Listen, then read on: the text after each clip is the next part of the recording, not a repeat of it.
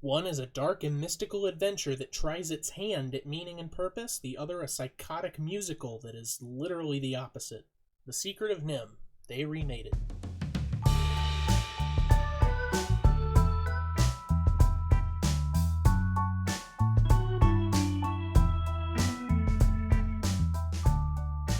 Hi, and welcome back to another episode of They Remade It. I'm your host, Stuart. And I'm your host, Jacob. And it is just a beautiful summer day here today, as opposed to the usual dredges of downpour and humidity and everything. Yeah, I'm definitely loving it. This is a great mood and setting to get back to our normal what do you call it? Routine? Punishment? Punishment. I don't remember the last one being that bad. I know. I'm obviously kidding. I was trying to think of like torment. That's it. Like what souls go through down in Hades. Oh, I thought you were trying to pull like I'm a reviewer on the internet. It's my job to do this. Yeah, and I pull out the smallest violin in the world. Yeah. Nah, it's nice to get back to it, and I'm finally, as I had mentioned in the most recent comparison, I had been in the process of moving, and I'm now finally completely settled in. But even in the last one, a few things were still kind of in the air. Yeah, that's good. Yep. Hopefully the person that was mailing you those movies, forcing you to do them on this show, they don't know your address anymore, so they can't send those. Oh no, they had. I'd come here and there was actually already a pile of them waiting just inside the door. So I was like, all right, well. That's disgusting. I would call someone about that. See, I think the people I would call are involved. Oh no, that's the irony. They don't seem to be malicious about it. They're just really determined. So, power to them. You mean you live in a small town, then the cops are bound to be in on it. Yeah, exactly. Like that, I'm trying to remember that one B-horror movie with Warwick Davis is in it and he throws plates. Or maybe it's Vern Troyer. I think it's Vern Troyer, actually. But I don't fucking know. But the whole twist at the end is that she makes it out alive. She goes to the cops, and the cops are in on it. And so she screams, and it cuts to credits, and she literally screams for all 5 minutes of the credits. What? Like, does she take breaths? Yeah. What the fuck? I own it. I'll have to look for it. I don't remember what it's called. Of course you own it. Okay. Well, on the note of things you watch and that you own... Or possibly that you don't own. Who knows? I don't know. What's you been watching? Okay. I've been really busy with work, man. So I slacked again a bit. I haven't seen any movies, any new or old movies. I'm down to get back into that though. I just gotta make myself time. It's not finding time. It's making time. Yeah, and I gotta make the situation even more awkward. I'm pretty much the same because again, also work and with moving, I've only just recently been able to be like, you know what, I'm going to sit down and actually take some time to relax. But it hasn't been to do movies. It's mostly been to read. There's nothing wrong with that. Yeah. I do have just one thing. I've been watching a lot of Pinky and the Brain because it's been years. Okay, for just a fraction of a second, whether how I just processed in my headphone, I thought you said Kinky in the Brain. I was like, what the fuck? Yeah, it's the pornographic. It's the same people that made Beaver and Buttface, but instead it's Pinky and the Brain parody. Oh my god! I just for a fraction of a second, just my entire reality was collapsing for a sec. I was like, "What?" I'm glad I have that power. I mean, yeah. It's just, when I hear you say something, I tend to believe it, unless it's just blatantly ridiculous. Yeah. But even in that case, I was like, "What?" Well, we have a mutual friend, and recently on our group chat, I just on a whim, I just thought of it. I asked her to rank all of the segments on Animaniacs, excluding the Warners themselves, like just to rank the various characters. And oh yeah, some of those surprised me, but what I was expecting was Pinky and the Brain to be at the top because that seems obvious. And I looked at it and I was like, well, of course they would be up there. That's the whole reason they got their own spin-off show is because everyone loves them. Oh yeah. And I was thinking about it, and I was like, they really did have their own spin-off show, and I haven't seen it. I hadn't seen it since it aired on the Nicktoons network. Which did you ever have? Did you have the Nicktoons network? I don't know. Maybe It was I the don't think I don't think if I did, I wouldn't have known specifically. okay. It's basically, it was Boomerang, but for Nickelodeon. So Oh, then they aired pro- older Nickelodeon programs and Warner Brothers programs on them. probably not. No, I think we had pretty standard cable for most of our time until I got to the point where I wasn't actively watching cartoons that much. I hear you. I still watch cartoons all the time. Right. um, but yeah, no. So I went back and I rewatched like probably 2 seasons in the past couple weeks, just here and there, and I really do. I think it's probably the best animated series that was produced by Steven Spielberg. Hmm. It's better than Animaniacs. It's better than Tiny Toons. Definitely better than Hysteria. And although Yeah, I love Freakazoid, I think Pinky and the Brain beats it out. So Yeah, and that was always the thing. I don't think I was actually allowed to watch Animaniacs for whatever reason. I wasn't allowed to watch a lot of random cartoons, but um, I did it was able to see Pinky and the Brain. So I'd only ever seen episodes of that as opposed to Animaniacs. So when I had seen Animaniacs for actively for the first time, which was when we all watched it when we had brought it up in college, and I saw Animaniacs on there, I was like, what? I mean, sorry, I mean, you I didn't saw know Pinky and the Brain was a spin-off? Yeah, I thought all of a sudden oh, this is like a crossover show. They're bringing other shows into this one little thing, and I was like, oh no, this came out before. What is happening? Yeah. Yeah, I was really confused. No, but yeah, that's literally all I've been watching. But I remembered how good it was, but I forgot how actually good it was. If that makes any sense. So. Oh no, I understand. Yeah. That's me with old movies every now and again. I'm like, this is not as good as I remember, and then it absolutely is. Yeah. It's like that and Jaws and this one movie 9. I was just like, oh my god. 9's good. I saw that in theaters. Oh my god, when I think I did too. Yeah, that one's amazing. It did not get the credit it deserved. No, it did not. But what have you been watching? Because, like I said, that's all I have. Yeah, like for movies, it's been pretty much zilch. I've watched a couple random episodes of TV shows on Netflix. I've tried to get into more series just to have on in the background, but I can't stick with whole episodes and stuff anymore. Like most of the time, a lot of times at work, I put on just series of clips from other shows I wouldn't normally watch, like fucking stuff from the show Gotham. Most recently, it's been House. Just stuff in the background where it's like, okay, this is just kind of immediately interesting, and it's only showing portions of it at a time, so I'm seeing the most interesting bits. And so whenever I go to sit down for a normal episode of a TV show, I'm just like, it's kind of boring. And so, it's been mostly, like I said, either reading or I've been playing a lot more video games lately, actually. Yeah, me too. Yep, I recently picked back up with Skyrim. I got on PS4, so that's all my time gone. I'll be probably playing Borderlands as well, actually. I hear that. Yeah. So, which we got to talk about that off camera, because we've had a session going for about a week now. Sweet. And we need to talk about maybe we could start a new one or start with the pre-sequel or something. So. Sure. Yeah. All right. But yeah, that's delve into our personal lives, people. We have such interesting ones. Yep. So instead, we are going to delve into what is, unless something huge happens in the next couple of years, the only episode that we'll be doing on a Don Bluth production. Yeah. So. It's like that with me. It's like, the American Miyazaki. Yep. I'm pretty sure that American Tail had a lot of sequels that all came out in rapid succession, so we can't do that.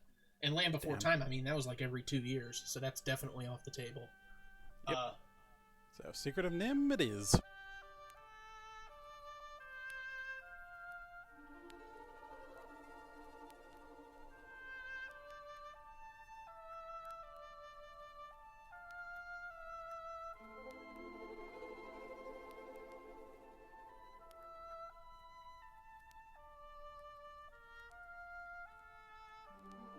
So we're going to start this off with The Secret of NIMH, 1982.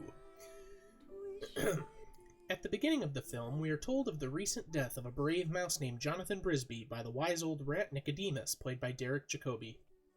Now, on to the actual film. Jonathan's widow, Mrs. Brisby, voiced by Elizabeth Hartman, is visiting another tinkerer mouse named Mr. Aegis, voiced by Arthur Mallet, to get help for her ill son Timmy. Mr. Aegis says the symptoms sound like pneumonia and gives her a powder to give to him and tells her he mustn't move for 3 weeks. This, however, is problematic as moving day is coming. On the way home, she runs into a crow named Jeremy, Dom DeLuise, because of course it is, who's entangled in a bunch of string. She helps him, and the duo manage to escape the farmer's cat Dragon, with Jeremy saving Brisby's envelope of medicine for her. Arriving at home, she comes across Annie Shrew, who is leaving after having a bout out with some of her children, and Annie Shrew reminds her that moving day is at hand. Brisby proceeds to feed Timmy while her other children watch her. The next day, animals are evacuating the fields as moving day has actually come early. Brisby and Shrew tamper with the tractor as they know they shouldn't move Timmy, though they are also aware that this can only be a temporary solution. Shrew advises Brisby to go and see the Great Owl for advice. So, Jeremy takes her to see the Great Owl, voiced by John Carradine, who informs her to see the rats in the rosebush who will help her. She goes into the rosebush there later and meets Mr. Aegis again, who leads her through the underground society, telling her of their plan to no longer steal from humans and move to their own society away from the farm. Along the way, she meets Captain the Guard Justin, Peter Strauss, and the scheming Jenner, Paul Schenner. She pleads to the Rat Court to help move her home, and they eventually oblige at Jenner's persuasion. She then sees Nicodemus, who gives her an amulet that belonged to her late husband and informs her that all the rats, her husband, and Mr. Aegis all escaped from an experimental facility called NIMH that gave them their intelligence. Later that night, Brisby offers to sneak into the farmer's house and drug Dragon so that they have an easier escape, but she gets caught in the process by the farmer's son. She overhears that NIMH is on their way to catch the rats and frees herself from the cage to warn the others. Meanwhile, at the Brisby home, the rats have devised a pulley to lift their house. Jenner cuts the rope to the pulley, killing Nicodemus and leading to a sinking home. Mrs. Brisby warns them to leave. Jenner is killed by Justin and some unnamed idiot, who apparently the credits have named. Brisby lifts her house using the power of the amulet somehow, and some days later the rats have left and Timmy is shown to be getting better while the family laughs and has fun. Oh, and Jeremy finds a mate, but honestly, who cares? Yeah, it's kind of a quick wrap-up. Now, moving on to the sequel of NIMH. Not my joke, I stole that. I stole that from my co-host. Royalties, motherfucker. I gotta pay up. But anyways, on to The Secret of NIMH 2, Timmy to the Rescue, 1998.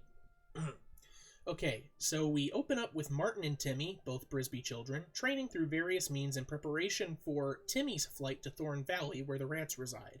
He is apparently chosen through a prophecy to be a hero, much to Martin's dismay. Jeremy, Dom DeLuise, flies him to the city, and a musical number ensues. Oh no. We get to see Timmy train over time under the tutelage of Mr. Aegis, again Arthur Mallet, and Justin, this time William H. Macy, until he grows up to become slightly more awkward and voiced by Ralph Macchio.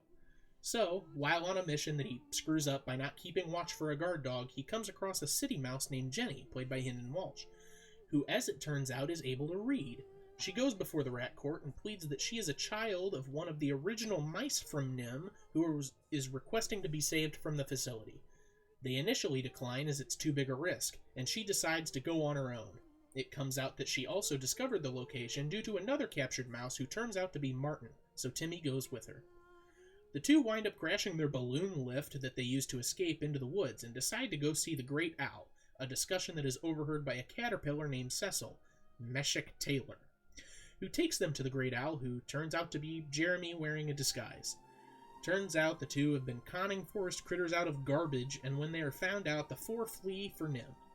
Upon arriving at NIMH, the two mice go inside to meet Justin and some other rats who randomly decided that they should help, and they again tell Timmy that he needs to keep watch. Spoiler, he doesn't. And they all get captured by guard rats and two cats that were mind-controlled or something. Taken to the lead doctor, it turns out that even he has been taken over by a power-mad Martin, now voiced by Eric Idle, who tries to get Timmy to join him. He declines, is imprisoned, and then escapes with the help of Cecil, who sneaks in through a vent in the ceiling. He goes to rescue Jenny while Cecil goes to help the other animals, and after accidentally starting a fire, Timmy and Jenny smash Martin's skull in with some books. They all escape, with Timmy going back for Martin and MacGyvering the two of them out of the building via an explosion, at which point they are picked up by Jeremy, who flies them to Thorn Valley. Martin is cured, everyone cheers, fireworks go off during the day, and the Jonathan Brisby statue is amended to read Jonathan Brisby and Son, which totally isn't a slap in the face at all. Where's Miss Brisby's statue?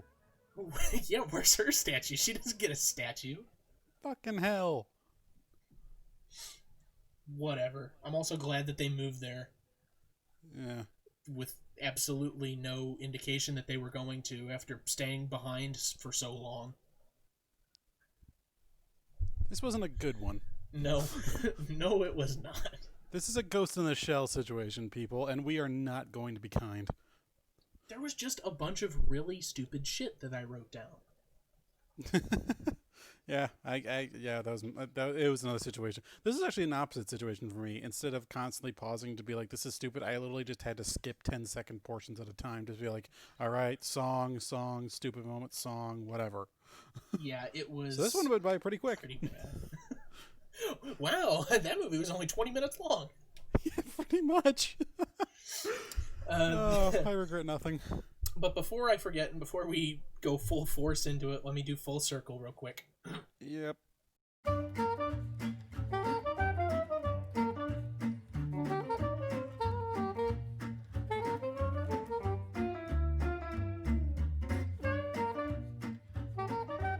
So we're a little light this time around, but for The Secret of NIMH, 1982, we have Paul Schenner, who, as I mentioned before, is the voice of Jenner, and who was also Alejandro Sosa in 1983's Scarface.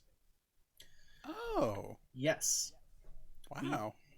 We have Derek Jacobi, who was the voice of Nicodemus, and he was Karen in 1973's The Day of the Jackal. Oh, yeah. Yeah, we're getting a lot of actual roles. Also, just as a thing, for some reason my mind is thinking it might have been Jacoby. I think I've heard his name before. It could very well be. This could totally be a Rafe Fiennes situation. Yeah, that's so, which is some bullshit. Like I just no. Go on. If it is Jacoby, I apologize. I'll just start saying that from now on because it sounds cooler. You know what? That's true. Next we have Arthur Mallet. He was Mr. Aegis in both The Secret of NIMH and The Secret of NIMH 2. Side note, Secret of NIMH 2 was actually the last role he had before he died. Oh, no. Very depressing. But he was also a graveyard keeper in 1978's Halloween by John Carpenter. Huh. Yes. And lastly, for the original Secret of NIMH, we have Lucille Bliss, who was Mrs. Fitzgibbons, the farmer's wife, in The Secret of NIMH, and was the voice of an unnamed sunflower/tulip in 1951's Alice in Wonderland. Wow. Yes.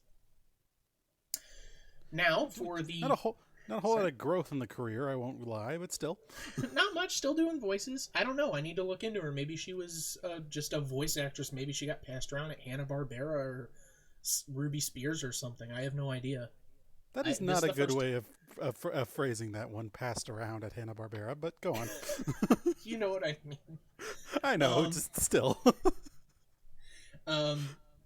So we have one obvious one for The Secret of NIMH 2, and that's Ralph Macchio, who was the voice of adult Timmy and who was also Daniel San in The Karate Kid. Yeah, that's the big one. Yep. And that's it for Full Circle. On to the show.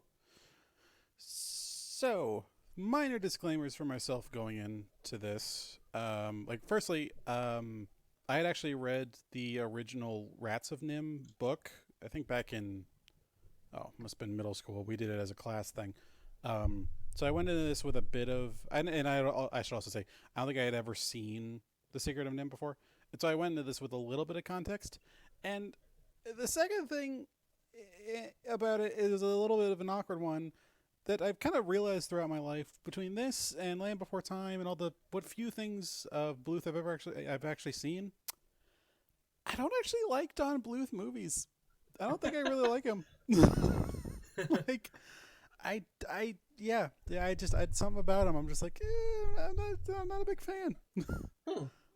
Like, I have to wonder like why. Maybe throughout this we'll figure out like any specific reasonings, because I think it's like I think my main one is that, just as a quick one before we get into the nitty gritty, but I think it's kind of how all of the characters talk and react. Like, it feels like every character in every case is played by like an overprotective parent or overbearing parent.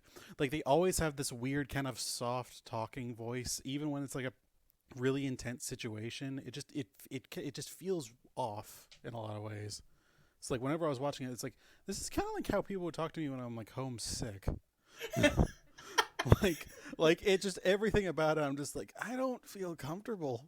Like, I mean, that's fair. I do. it's just like how, yeah. Maybe it's because it's the entire movie. Because I mean, there's spots where I caught things like that happening where I actually really appreciated it, like Right. when Jenner is whispering with his associate and they're both talking softly because they're planning something. Obviously, it has a purpose there, but it stood out to me because I'm like, that's like, it's not even an acting whisper. It's like an actual whisper with like a slight echo, and I really enjoy that. Yeah. It's But like, I think you do have a point. it feels like another way of putting it, it feels like they're recording this in like an apartment that they can't be super loud in. like it definitely sounds like, we had to talk in kind of a more quieter voice, otherwise we're gonna wake my mom up. You know what? To be honest, that very well could have been the actual case. Honestly, yeah. Like, and I think I'm probably also spoiled by like modern cartoons and everything, and modern kids movies and that sort of thing. Like Leica and that sort of thing, where the actors and actions are so dramatic and so well played off in so many ways that, when I hear these older ones, they always seem a little weird. But it's not even necessarily that, because there are older cartoons I still love. I still love Snow White. I think it's done incredibly well. But it's just, there's something about the Don Bluth ones with like the combination of the eccentric facial animations, but the really lackluster like volume of like consistent volume of all the voices. It just feels weird. I hear you. I get where you're coming from. I have to say, I didn't read the books growing up or in preparation for this. Mm-hmm. I think it was just the one. There was a sequel. Right. Well, if you read just the one, yeah. Yeah, I just read the one. It's the one that focuses on the events of the first movie. Right. But I also hadn't seen this one before, which is strange because it's one of his most well-known features and one of the most well-known animated features, but it's one of his only ones that I hadn't seen. I think it's one of the ones that kind of kickstarted a lot of it, because like I know this. I think it's the first one outside of Titan AE. This is the one that got Spielberg interested to help out with, I think, 5-0, or what's the one? Spielberg was helped out with American one Tail. of them. American Tail, thank you. It was. Yes. Yeah, but that being said, to go off what you say, I am a fan of Don Bluth movies. I say that very specifically. I am not a fan of Don Bluth, and I'm not saying that against the man himself. He hasn't. I've seen him in some interviews. He doesn't seem like a bad person. I just mean that his track record is not that great. How so? I don't know a whole lot about the guy. I think American Tail is good. I like Land Before Time, and I liked The Secret of NIMH. I liked it, but ooh boy, The Pebble and the Penguin, A Troll in Central Park, All Dogs Go to Heaven. I am not a fan of. I know some people like it. Rockadoodle. He's had a lot of not so great features. That is one I watched when I was homesick. Maybe that's where it all stems from. I think it really is. It might genuinely be, because I used to get fevers a lot when I was younger, and so that genuinely may be it. I mean, I just have a weird kind of like physiological reaction to that style now. Yeah, but suffice it to say, the man does not have a great hit-miss ratio, But he has made films themselves that I do enjoy. As for his whole catalog, I can't say I'm a fan overall. So, I mean, that's where I sit with that. All right. But yeah, I mean, like, even I gotta say though, his flops are still better than the sequel to NIMH. And I know that's not the name, and I know it's technically Timmy's Rescue. I am going to call it the sequel of NIMH because that sounds better. And honestly, fuck this movie. Okay, so I have 8 things here real quick. I'm going to quickly rattle off. They're not all necessarily talking points. They are just the things that were so why that I had to write them down. And I'm just going to rattle through them real quick. Okay. Go right ahead. The statue at the end of the movie, what the hell's that about? You brought up a good point about Mrs. Brisby, but really? Jonathan Brisby and son? Son? What? He's got a fucking name. He also has a brother. That's very confusing. Yeah. The musicals that led to the film, that was unnecessary, and it feels definitely like Disney is having lots of success with musicals. Let's put musicals in there. That's annoying. Wasn't there a brief song in the first one as well? There was. Mrs. Brisby sang to Timmy, but I mean, that just seemed like an animated movie thing. It didn't seem like it made the movie a musical, Yeah, that's true. There wasn't a song every 5 minutes. I'm not saying, oh yeah, exactly. That was the only one. But that was more just me, like, remembering. It's like, didn't it also have one really quick? Oh, yeah. But, like, the main thing for that with the musicals, why does Mr. Aegis sing? Like, the very first song of the movie, he's dancing around and singing. It's like, you watch the first movie or you read the book, I guess, or whatever, and he's not really a character that does that sort of stuff. I don't even know if Mr. Aegis was in the book, if I remember correctly. Well, either way, I threw that out there just in case he was, fine. Because I doubt that if he was in the book, they would have changed his character that drastically. But no, singing and dancing around and laughing, I don't get it. Jeremy says something at the end of the movie, don't you know it's illegal to fly without wings? That's a stupid as shit line. I hate it. That's dumb. It doesn't make any sense. 10 out of 10 shit. I should have listened. Timmy says this twice. He says it both times that he leaves his post. He says, I should have listened while he's being chased. We get it. It's immoral. Like, whatever. Does he really have to say it? Yeah. You were there when we needed you. I don't know if you caught that, but when he's walking into Thorn Valley at the end of the movie and everyone's cheering for him, there's someone that's way louder than everyone else that goes, you were there when we needed you. I think I remember that, yeah. That's also awful. At that point, my brain had just kind of shut down a lot, and I'll be like, all right, let's wrap this up. That's just bad writing. Oh, yeah. That and that's for being so evil. Do you remember that one? No, I actually don't. That's when it's when they knock the books over onto Martin. What is her name? Jenny. Yeah. She says like when they hit him, she goes, "That's for being so evil." Okay, that is very dumb. It's so terrible. I don't remember that line. 3 more things real quickly. Annie Shrew is animated worse than everything else somehow. The animation is not great, but whenever you see her talking in the beginning, she has like Bart Simpson twister mouth from like season 1. It's crazy what's happening with her. Fair enough. It's awful. The credits are misspelled. I don't know how many credits you sat through, but a good amount of them are misspelled. I didn't sit through any of them. The moment it started, I was like, done. The very first one I know, because I heard, I recognized Harvey Korman's voice, but I couldn't put the name to it, so I was watching the cast credits. Very first thing I noticed was Mrs. Aegis, and I was like, who the hell is that? And just the longer I watched, the more misspelled words I saw. And I was like, no one cared. Not a single person cared. Yeah, yeah. And then the last thing I have written down, where is the Great Owl? Where is he? They don't explain that. It's like, oh, okay, there's like a con man thing going on, whatever. That makes sense. The animals want advice, whatever. But the whole thing doesn't even go anywhere anyways. No, it definitely doesn't go anywhere, but it's whatever. Jeremy likes shiny things.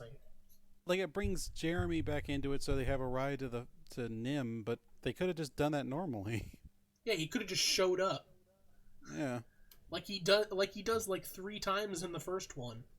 Yeah. But okay, fine, whatever. I just want to know where the owl is. Did he die? Like, I guess it's nighttime, kind of, so maybe he's out hunting? I don't know.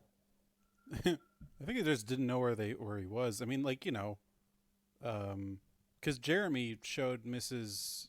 Brisby in the first one, but the two the kids, like, where are they gonna go? They don't know where the owl is.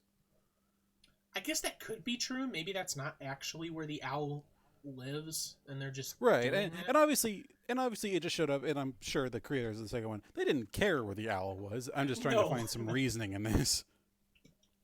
And I'm willing to go with anything that makes any semblance of sense. Right.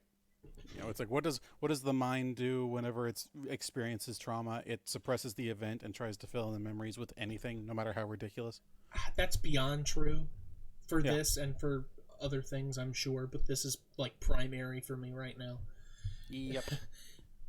I definitely am going to rant later as well, but I'm going to hand it off to you. What do you want to talk about? Now that my list of really stupid shit is exhausted. I was surprised at the level of fantasy that was in the original, in The Secret of NIMH. Like I said, and actually, because it's even separate kind of from the second one in that regard. But as I said, I had read the book originally, and it was a pretty standard, like a pretty subdued affair. Like, there wasn't any kind of magical elements like excuse me. There weren't any kind of magical elements. They had established that the rats were hyper intelligent because of the testing facility, but that's pretty much it.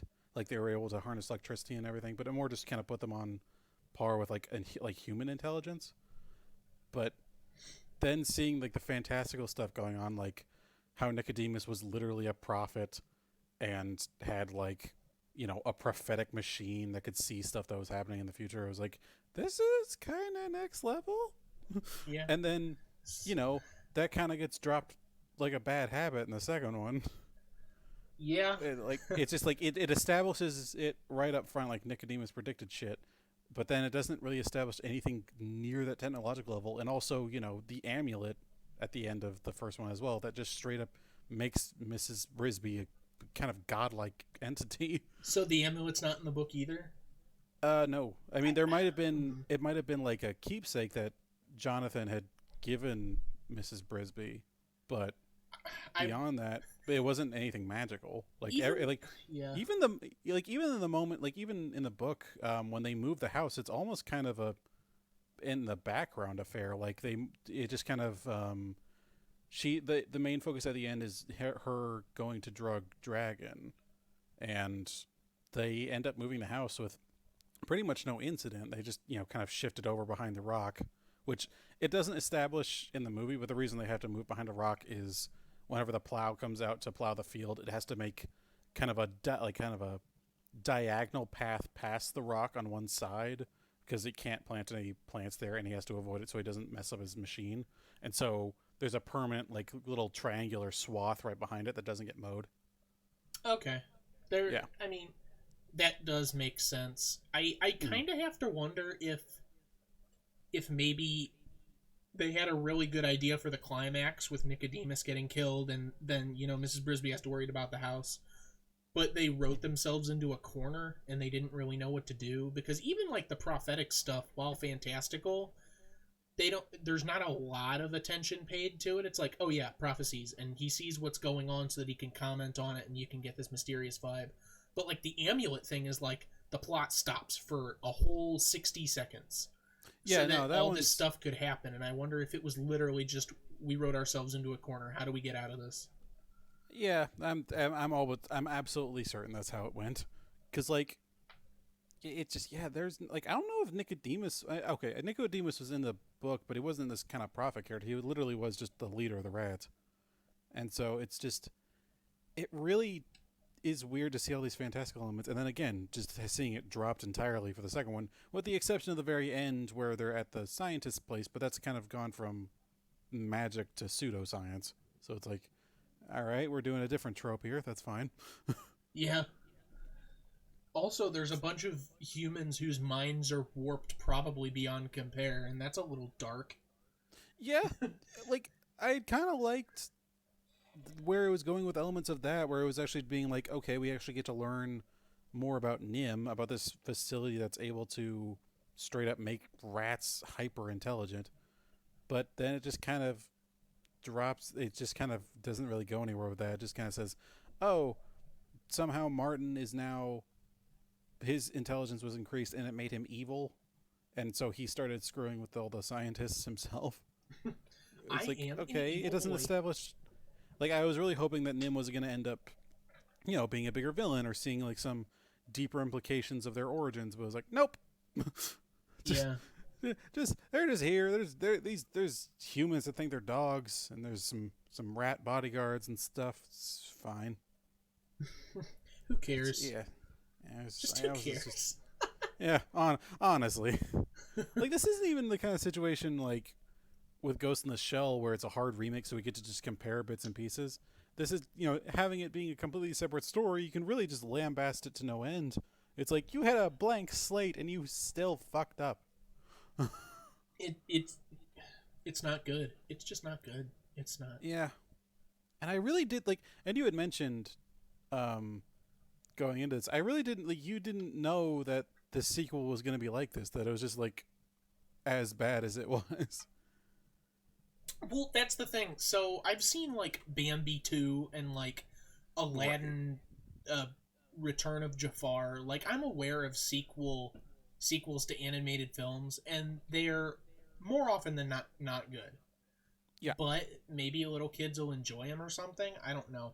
I didn't know that this was objectively bad. I didn't know that it was animated so horribly. I didn't know. It just immediately out the gate, it just shot itself in the foot by trying to be a sequel to a Don Bluth movie without Don Bluth style. It's just like, I'm not a fan of the movies myself usually, but the animation is still top fucking notch. Some of the greatest animation of all time. Oh yeah, that's like the main draw. And then trying to follow that up with like not even Disney sequel level animation quality. It's just like, what? The frame rate drops sometimes. Yeah. The frame rate on a cartoon drops. Like, sometimes, like, Timmy will be moving, and the characters that are right behind, like a foot behind him in the background, are pixelated. Yeah. It's impressive how bad it was. When I was watching it, I took a video and I sent it to one of our mutual friends, commenting like, look at how horrid what I'm watching right now is. And it was just 10 seconds of when Jeremy is flying Timmy to Thorn Valley, and he's flying through cliffs, and they all like part to the left and right. And it's like the most stilted thing I've ever seen. Yeah, it's like you can't even quite do Ghost in the Shell bad, because objectively speaking, the Ghost in the Shell remake was at least like competently made.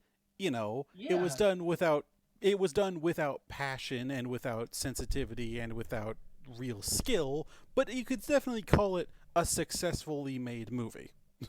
It had its visuals, it had its acting, it had its everything, and its editing.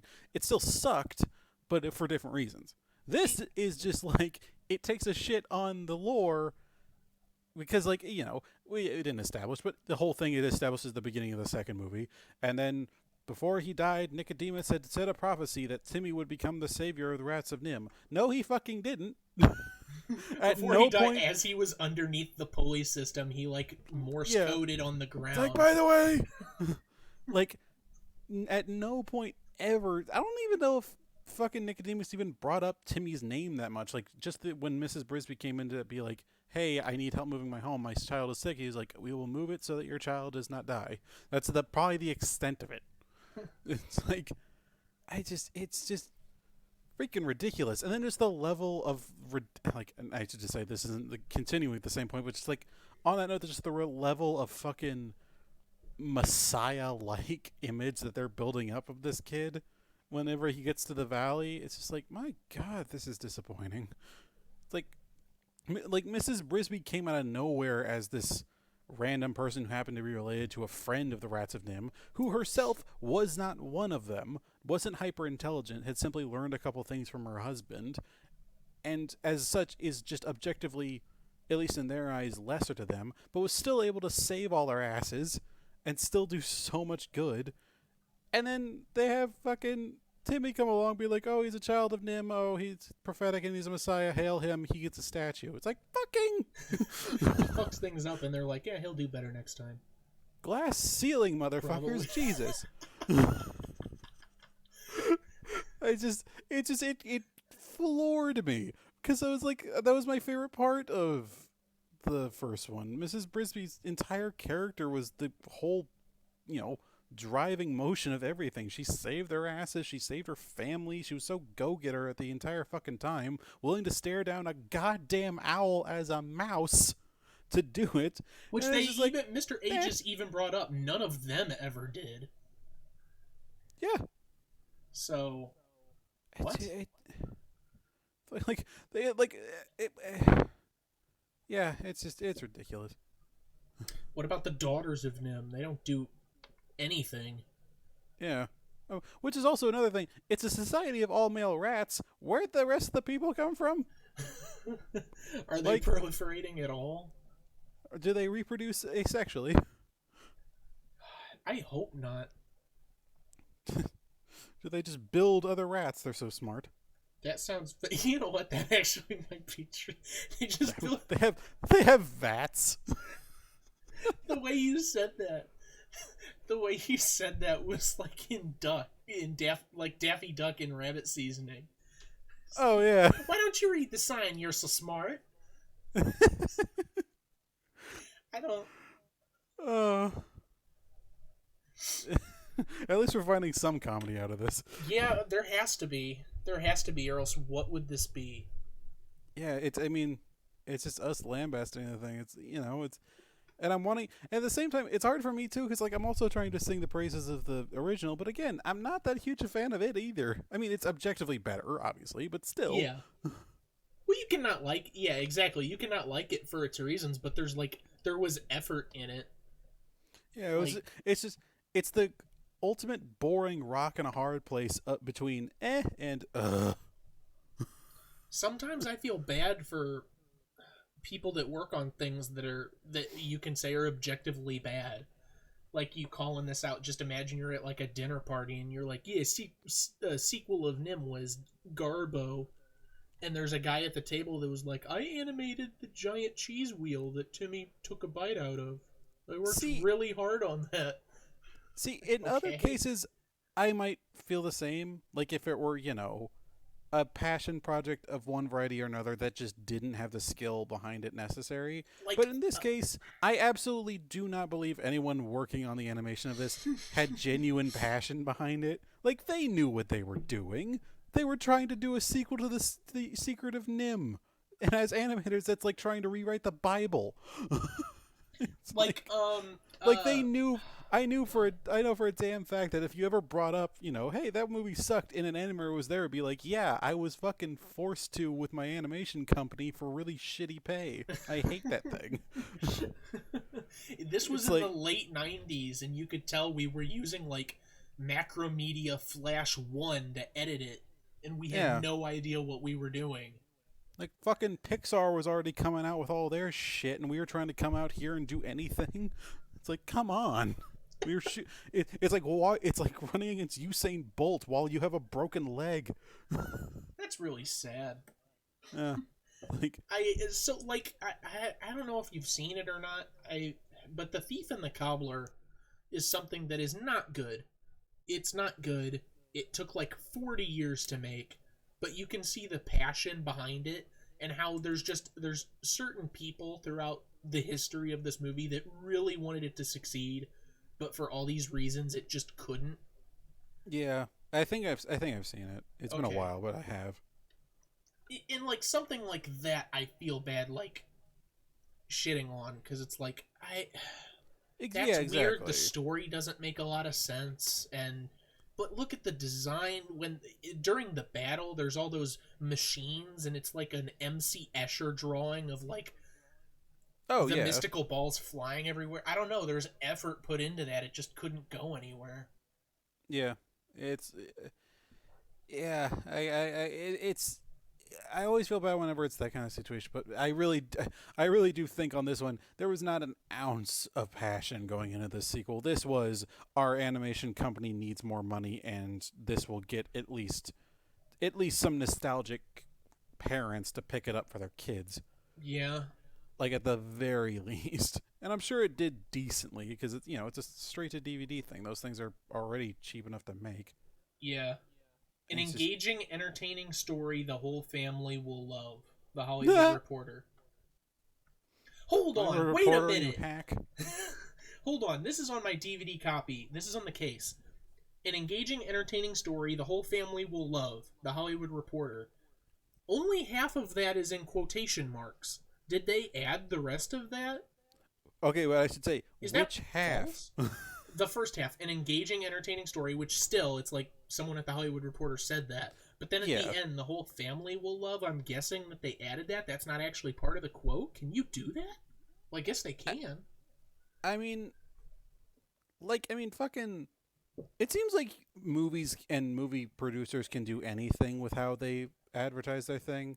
Like, how many movies in one summer do you always see? It's like the #1 film of the summer.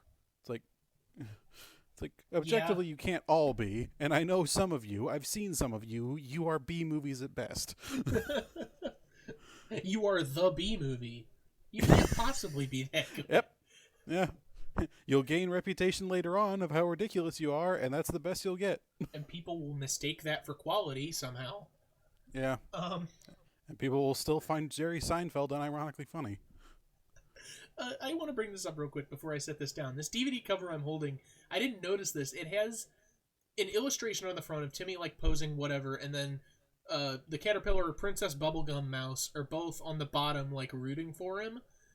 And in the background, Jeremy's peering behind a tree. If I flip it to the backside, that exact same image of Jeremy peering around a tree is on the back, but it's flipped along the y-axis to make it look like he's peering from the spine of the DVD case. They just flipped the art for Jeremy. I mean, okay. I mean, like, save on some animation cells, I guess. I know that's really nitpicky, but it's just, that is just a drop in the bucket that overall just adds up over time. Like, you pick this up in a dollar bin and see that, you would know I probably should not, take this home. Like, it's kind of like that thing, not too long ago when the Aquaman movie came out. On its poster, it had 2 great white sharks on it that were facing the camera, but it was clearly just one of them was clearly just the same photo that had been flipped and then reduced in size a little, and the fact that it was a Getty Images shark that they had gotten. And anytime someone had given it shit, someone was like, that's what Getty Images are for, right? It's like, they're allowed to use that for free use. And I'm like, part of me is like, I mean, yeah, I guess so. But the other part of me is like, this is a fucking DCU movie. Like, they can't afford to get a different picture of a shark. They can't afford to get one more picture. I saw another comment like that. Or animate a fucking shark. The entire fucking movie is CG. Fucking do that. I think where people are like, people really out here thinking they took a photo of Jason Mimosa with real sharks. It's like, no, I didn't think that. I do think that it's kind of lazy. Yeah, it's like the entire goddamn movie filled with CG, which I should say, I actually do like this movie. It's incredible. You talked about it on the show. Yeah, it's like the CG is actually incredibly well done. They could have just done that. It's that kind of situation where, they couldn't bother just to draw another thing of Jeremy. It's like, it's a crow. It's not hard. Did they even have to draw another thing of him? He's in 25% of the movie. Just take something. Yeah, I could just put an image of him wearing the fucking disguise on the back peering over. Like, didn't even have to show him. They didn't even have to have him specifically peering over something. Just crop out a bit of him, and it looks like he's just staring off at you. Yeah, why is he it looks like he's the villain of the movie. Like he's hiding in the background plotting. Plot twist. That's the actual spoiler. I messed up the synopsis. It turns out that Jeremy is controlling Martin to collect shiny things from the doctors at the lab. Genius! 10 out of 10. 4 stars. I love shiny things, I really do. Yeah. Which even that doesn't even really go anywhere in the first one. Now that I think about No, it doesn't. He literally serves no purpose except for flying her to the owl and saving her medicine. Everything after that is completely pointless. Like, at the very least, it establishes, okay, he's a crow. It's natural that he likes shiny shit. But still, yeah, like, that's about it. I guess they kind of use him at the end. He's like, hey, I really need that shiny thing to attract people. And that allows Mrs. Brisby to be like, oh, the amulet's gone. The rats have moved on, like exposition town. Yeah. So they kind of use him, but they didn't have to. Yeah. At least, he surprisingly had more of a role in the fucking sequel than he did in the first one, now you think about it. Yeah, he actually did. He saved them from perishing. Yeah.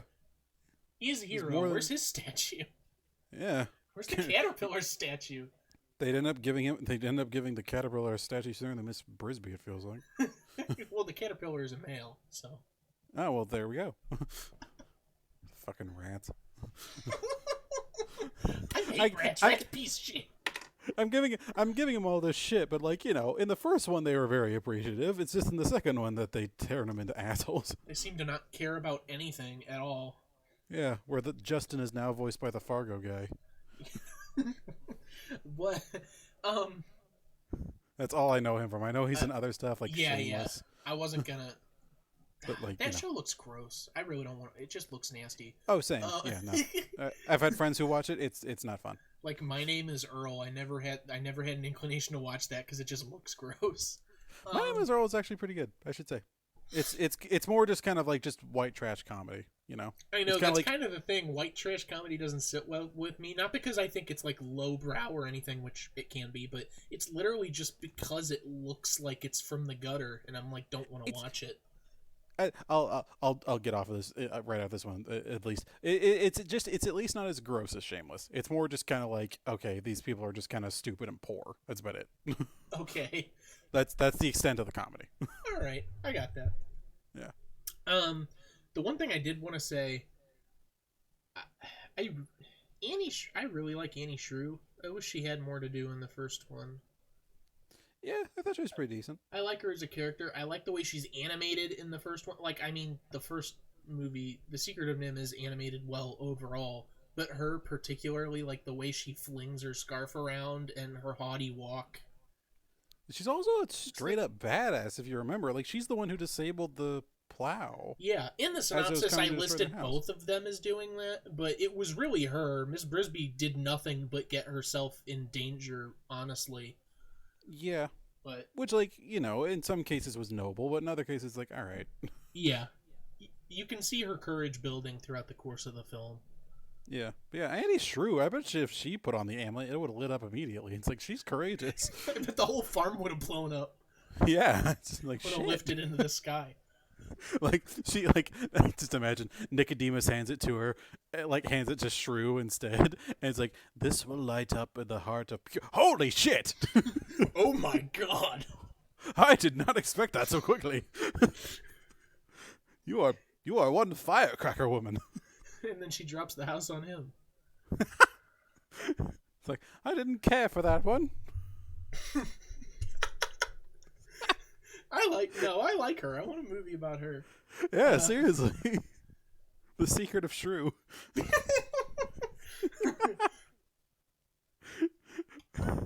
Yeah, forget Timmy. I want Auntie.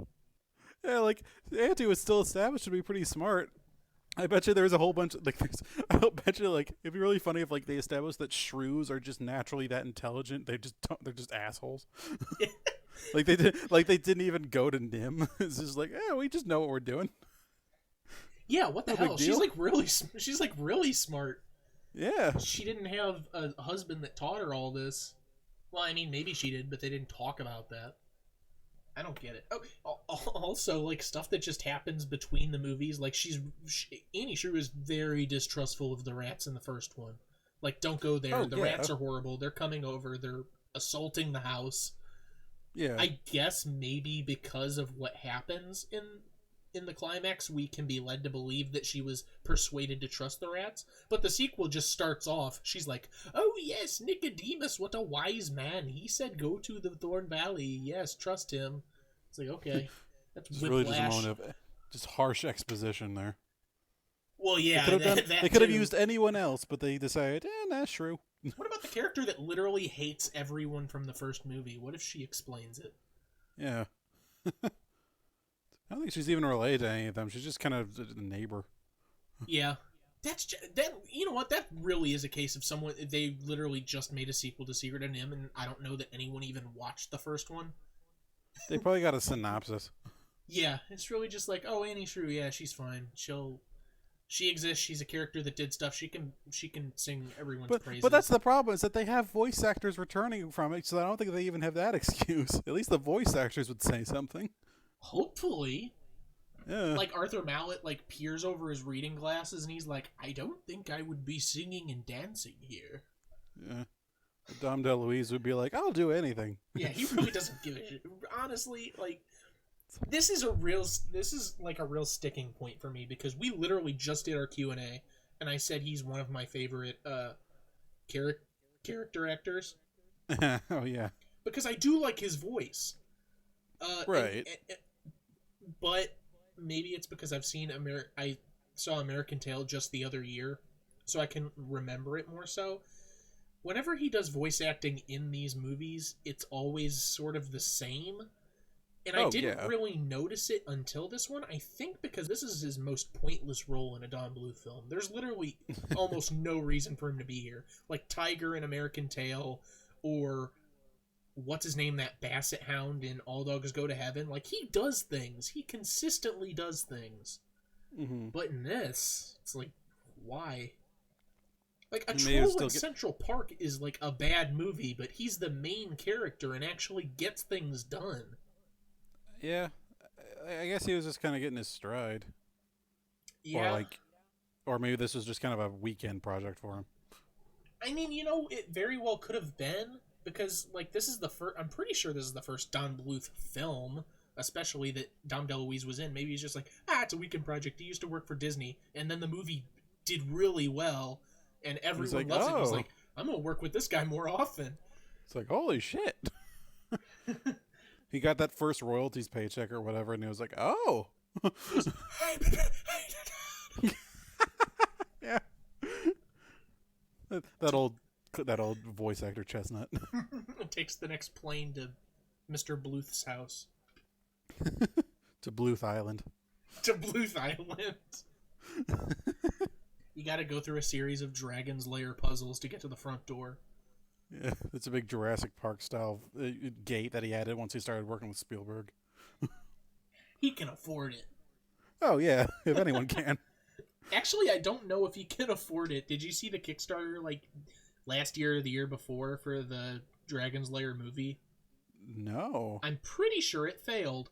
But yeah, Don Bluth wanted to do a Dragon's Lair movie, but I'm pretty sure it didn't get the money that it needed, so it just dropped off. I'm really hoping more and more people are realizing that doing stuff on Kickstarter is, especially based exclusively on nostalgia, is pretty much doomed to fail. We've had so many bad experiences lately, the fact that, shit like Mighty Number 9, or that one, Tim Schafer or something game, Broken Age. Well, Tim Schafer, God. And just all these various things and movies and attempts at stuff that just are just so disappointing. I'm just really hoping it's just kind of falling off. I mean, you would think so, but Butch Hartman's thing is happening, even though I'm so certain that he put in, at the very end of the campaign, he put in the rest of the money himself so that he could keep everyone's cash. I am so certain that he did that. Oh, absolutely. But his thing's taking off. I mean, as far as Tim Schafer goes, we are getting that new Psychonauts game. So, I mean, at least that one looks like, E3 haven't recently. At least it looks like an actual thing. But even with with Broken Age, they had $3 million and made a shitty point and click. Yeah, it's not even that the point and click is bad. It's that the second half of it was released 6 years later or something like that. So you didn't remember any of... Yeah, so like puzzles you used in the first half, 6 years later, you see an item in your inventory from the first half. You're like, I don't know what this does, or I don't know this mechanic anymore. And I And blatantly refuse that all those like stock images and basic like 2D environments took 6 or 3 fucking years to finish up. Like, come on, people. it took a while for them to get Jack Black over to record his lines. It's Jack Black. He has all the free time in the world.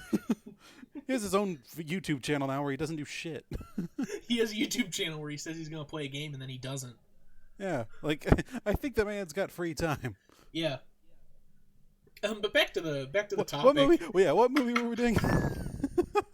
This is how you know we're having a good time. Like there's some things to talk about. There's not a whole lot to talk about, but this really but is. I'm still having fun. As we've established in previous ones, this really is our talking style. We just end up kind of just ping-ponging back and forth between subjects, but you know, at least we're having fun with it. Yeah. We're not quite the McElroys with how well we can pull it off, but Oh well, who cares? A little bit of organized chaos. I don't gotta be anybody but me. Well said. Thank you. I didn't steal that from anybody. Okay. Yeah, if we're talking about the second one, there is literally not that much to say about it anymore. We've done movies on this show before that I have not liked. Like The Departed, or Ghost in the Shell, or The Jackal. Mm-hmm. But this is the first one I think we've done that I can say is an objectively bad film that no one can enjoy. Take that, Hollywood Reporter. Like, you cannot enjoy this. Yeah, and it's like, it's not. It doesn't even feel like a grand victory to say that, though, because, like, you know, it's a straight-to-DVD thing. It's attempting to make a sequel of a classic. It's just, every part of it is just like, nah.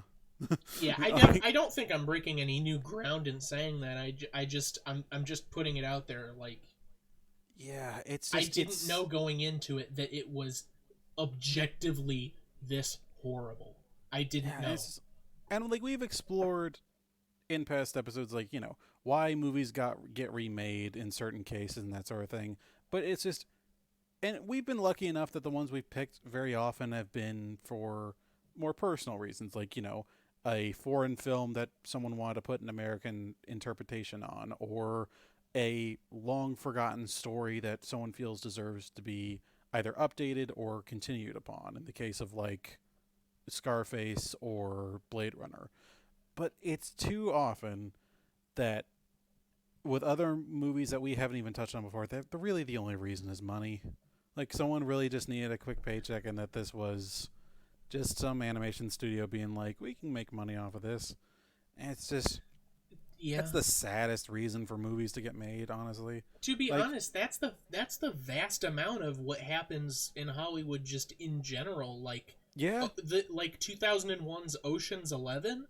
You said that's your favorite and you really like it, and I like it too. Mm-hmm. But I refuse to believe that there was any reason to remake that outside of money. Like, it is a neat story, but like, from what I've seen, people remembered the original one pretty fondly, so I'm fairly certain it was just like, hey, this is a cool story and a lot of people like it, let's just remake it, it'll probably do well. Even in that case, at the very least, it had its own style. Someone took the concept and was able to kind of grow with it and do something else. It was originally remade for money, but someone at least took advantage to actually make a decent product out of it. In these cases, it literally just is, no one gives a shit about the passion. No one gives a shit about its pedigree or its legacy or anything. It really was just like, we're here to do a basic job, and that's all we're going to give you. We're going to try to we're going to stick as little to the original tone. Oh, okay, well, we'll stick to the original one's tone as vaguely as possible, just so it feels familiar. But otherwise, this is just schlock. It's like, at least with Ocean's 11, someone was able to be like, this is something someone remembers, but let's see how you would do this in a modern setting, where you couldn't just shut down the power of the entire Las Vegas Strip. So it's like, it actually, you know, it had some creativity behind it. And this one, it's just like, nah. not a creative scrap was brought in. No, there's And that's my main. I mean, that's my main issue with this too. Is it literally is just for the money to the point of they don't they didn't know what the movie was about. It was literally, like you said, probably just a synopsis, because they did whatever they want, and they tried to go for a more Disney thing with the musical aspect. And regardless of how you feel, I know you said you're not a big fan, regardless of how you feel about the Secret of NIMH, Mm-hmm. it had a particular style and theme that it was going for. It was very moody and dark, and it tried to have a mystical feeling without being whimsical feeling. You know, Right. like And I should definitely say, I think the main reason I just wasn't that into this one is like, I don't think I ever really grew up with these movies as a lot of other people have. And I recognize, these are quality. It's just not my thing. no, I hear you, and I Yeah. do think you brought up a good point regarding the voices too, like the way they were recorded or the way they were delivered, one or the other. Yeah. But to take that and to go to a film where everyone's always, even in gloomy moments, people are laughing and dancing around and like cheering and whooping and hollering and making snide remarks, and a musical number, the villain's musical number at the end, half of it takes place in like a land of ice cream and candy. Like, what You what know was what? the thought process? You know what I just thought of, and that I hate myself that this is like, I hate myself because I didn't see it sooner, or I hate myself just for the fact that I came up at all. You know what this what reminds me of? What's that? One or both of those like two animated versions of the Titanic. Do you remember those? Titanic: The Legend Continues and Titanic: The Animated Movie, I think, I are believe the two so. you're Yes. referring to. Yes. These feel like. Doesn't the sequel feel shockingly similar in a lot of ways? It does. The animation style, the weird, like, consistently upbeat feeling of all the characters, just the really nonsensical bits. It does. Yeah, I it's. I'm willing to bet decent money that if I were to look into it, I would find a lot of names in both of these. Like, I'd like to do that. Do that I Venn genuinely- diagram. it's like that thing I talked about not long ago. How I don't know if I brought up in the show, but how I recently learned that Dick Van Dyke's grandsons are like well known for directing like off-brand versions of movies. Like they did shit like Titanic 2, where it's like a horror movie or something. What the Or they hell? Or they did it like they did stuff that like they like are apparently responsible for a whole bunch of like dime store movies that are similar to normal movies, but just to trick people into picking them up and buying them by mistake. That's kind of what it feels like. That's hilarious. It feels like that this is just some movie mill that's just creating all these really weird remake sequel types that are just getting pumped into the fucking movie market. You know, when I watched the movie, and I showed our mutual friend that video clip, he was asking me, he's like, "What is that? Why are you watching that? And can you like rant about it?" And I was like, I'll talk to you about it like maybe the next time we play a game or something over a party, and I'll like just rant to you." And I was thinking of how to describe it to him, and there's this company called Dingo Pictures. I think I might. You may have brought that name up before, but go on. Because I can't remember. So they do a lot of those direct to DVD. Like as soon as a Disney movie comes out, like 2 years later, they'll do Aladdin, Legend of the Lamp, or Beauty and the Enchanted Beast, or something like that. And it's really poor quality. And it's it's the same thing you were saying. It's like an animated feature at a dollar store that some grandma will be like, "Oh, that just came out. It's a Disney movie," and they'll pick it up for their child for Christmas or something. Right. Or their grandchild. It doesn't matter, but that's sort of the feeling I got for it. And there's also a company that made PS2 games that were really just hour-long rip-offs of Disney films with no gameplay. Wow.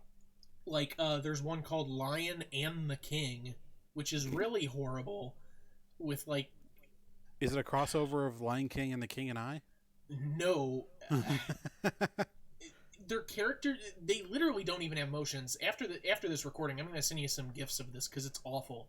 And I was like, I think I'll use that example because me and him and another friend actually sat through and watched most of it, and like characters will talk and their mouths will keep moving, but the actor will flub the line and be like, I heard he's going into the Panthers territory. Stuff like that. It's horrible, and that's honestly what it reminds me of. Is something like that. Yeah. So we had a pretty similar mindset with these. It's just like that these just came out of some movie mill that are just like known for making this schlock, which like it probably is, but at the same time the fact that it has a lot of the original pedigree like Dom DeLuise and everything, it's like, what the fuck is this film? Well, you know what, for the purpose of the show, I'm going to do some research real quick. I have the DVD here, and the only production company that I see listed is MGM Kids. So like already that is like okay. Already it is like it has to do with MGM, right? Right. Because it's their kids. Huh. It's their kids. Didn't brand. they have like cartoons or something? Like actually like on TV cartoons for a while? No, that makes sense. I mean, they're both practically the same thing, I can imagine. MGM Kids, Warner Kids, whatever. I mean, yeah. Like, just like, you know, movie company that was like, hey, we can get some more cash. Yeah. Speaking of MGM Kids and the research that I was about to do, I'm not going to do that because I can't find anything. So, that was a bust. Was this a shill company? I found a wiki that was talking about all the different logos they've had with the lion cub, and then it said something about a Pebble and the Penguin Activity Center, and like All Dogs Go to Heaven too, but that's literally it. That I can't find anything else. Insane. Also, those are all Don Bluth things. I'm pretty sure this is just like a shill company that's just been trying to ape off Don Bluth. What the hell? Yeah, this is weird, man. Hollywood is so fucking weird. Yeah, Hollywood is so fucking weird. Yeah, it's like a nightmare place. It's a joy it's a joy to observe, but my God, I'd never want to be involved with it. No, like for a lot of my life, I thought about being a director or like a writer for movies, and then I'm glad I haven't, because now being as I've gotten older and mature, and I actually know the ins and outs of what's happened in Hollywood, I'm just like, you know what, fuck that place. I do not want to go there. Yeah, the fact that movies get made at all is a miracle. Yeah, or if for lack of a better word.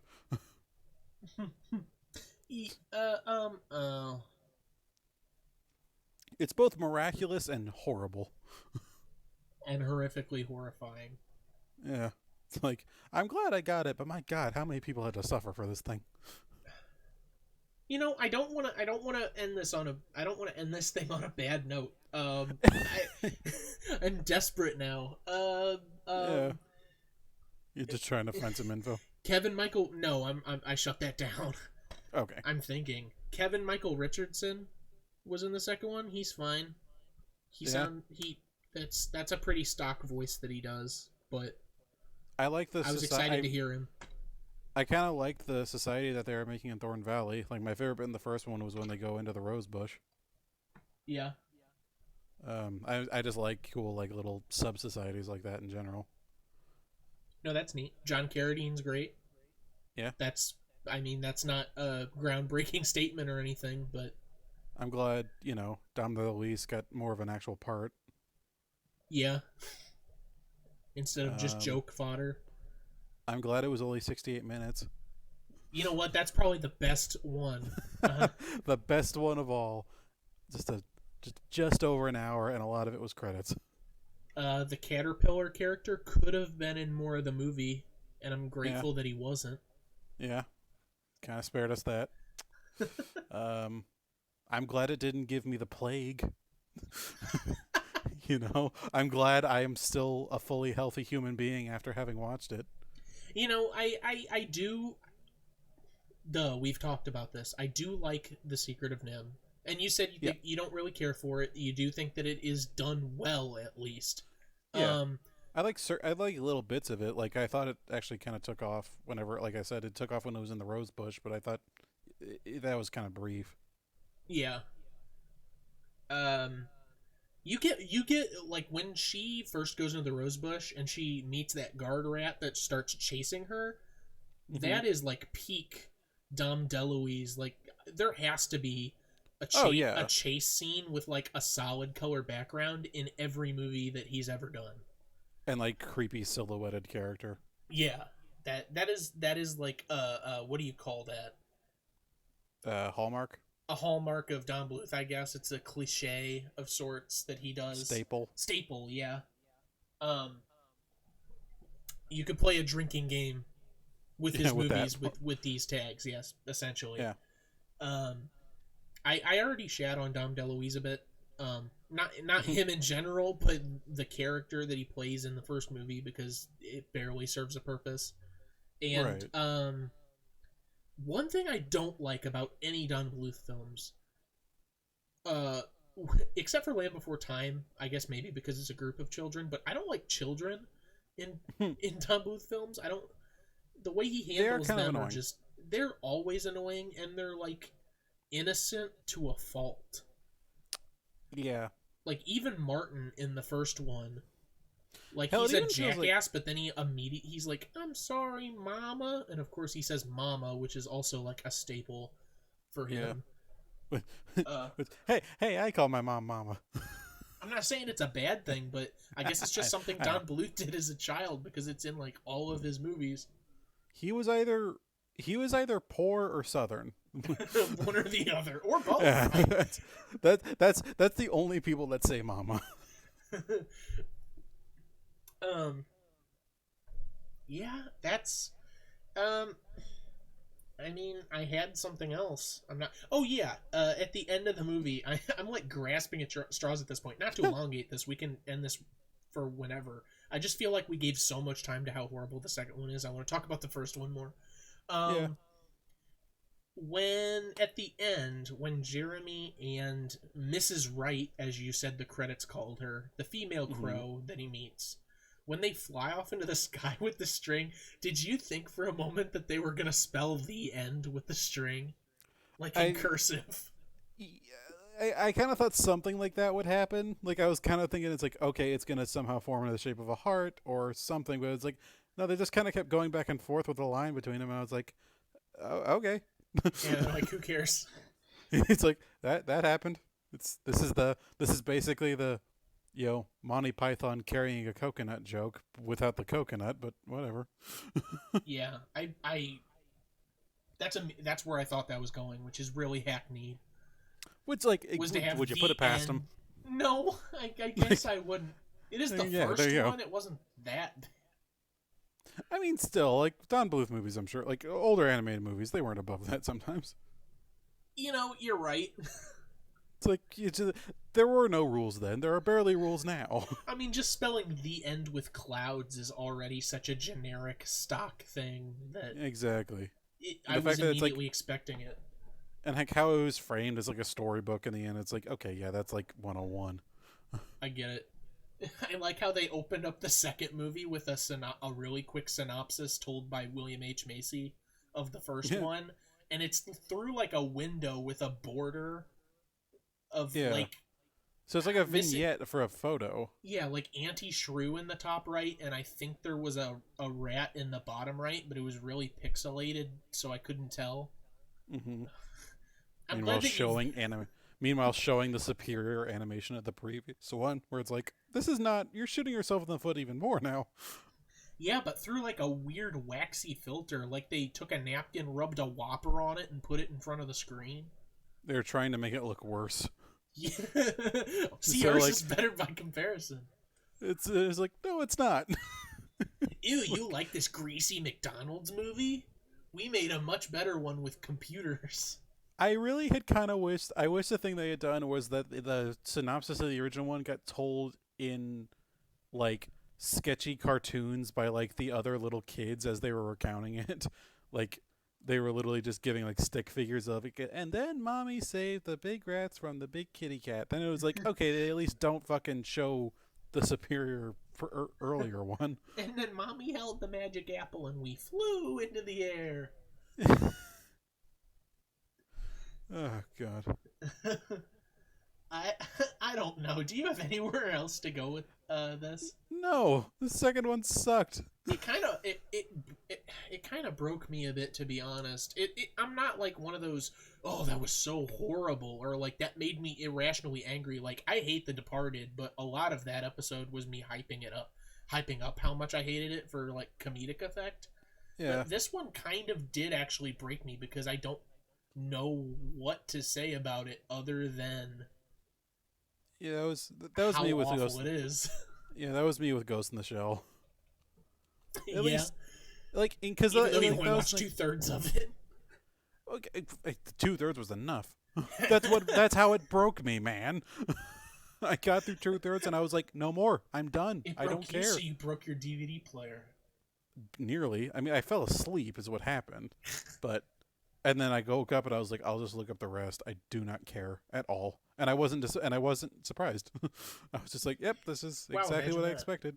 Yeah, and I think that's kind of our unique situations with it. You being as big a fan of animation and everything as you are, and then me being as big on, not necessarily anime, but just like those cool cultural staples, and then it just flopping so fucking hard.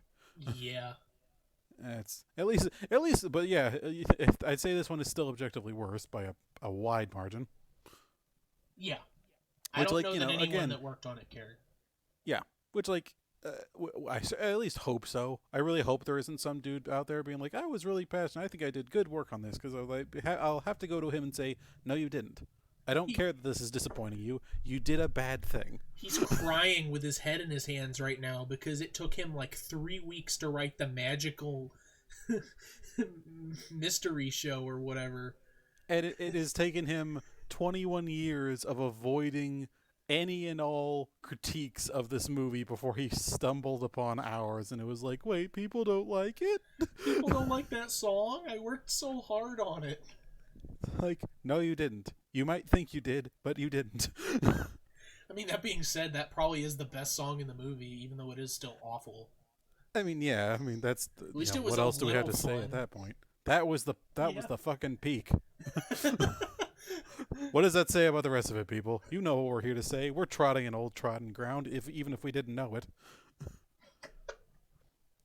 This shit sucked. Don't watch it. Honestly, I personally wouldn't honestly recommend The Secret of NIMH myself that much, but that's more me than anything. I'd watch like Land Before Time 8 before I watched that again. Oh, God. I watched the Cartoon Network Land Before Time series before I watched that again. I don't care. Oh, God. I'd watch Ghost in the Shell again. At least it was something nice to look at. Yeah. It was boring to look at, but at least it was nice. It had some neat moments, even though they didn't make any sense. Like when she falls into the Japanese android's face. Like, I don't know. There was some work in it. Like the light up LEDs. Yeah. Like on the road. We're going back in. We're looping back in. It's a black hole. Just read the socials. Read the socials. Twitter.com wait, Twitter.com. What is it? Twitter.org? I don't care. Twitter at It Remade. They remade it on Instagram at Instagram. Oh my God. They remade it at gmail.com. It's collapsing inward. Help us. Ah! Read and review us on iTunes. Your RCA, everything. I'm not doing that. We're on Spreaker, Podbay, Poddoors, Hal, iHeartRadio, Google Play, all those. I'm sorry, Jake. I can't give you a comment on that. I'm leaving 1 star. I will give you a negative comment, which is still acceptable by the hosts of this show. We appreciate your input. We'll do better, or we won't. I might just read it and forget about it instantly, but I don't know. That stuff's appreciated because it can help. Any last words? Fuck this film. Fuck anyone who made it. That's All pretty much it. I may as well be blunt about it.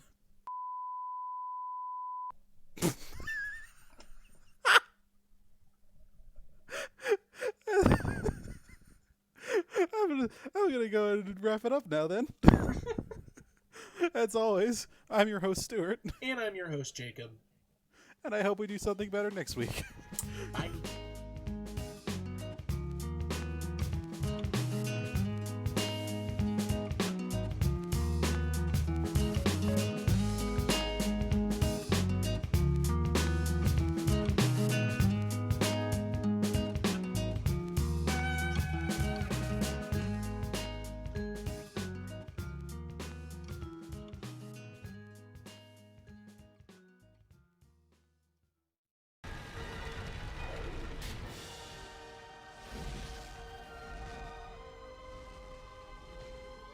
Jeremy? So, don't you guys know flying without wings is against the law?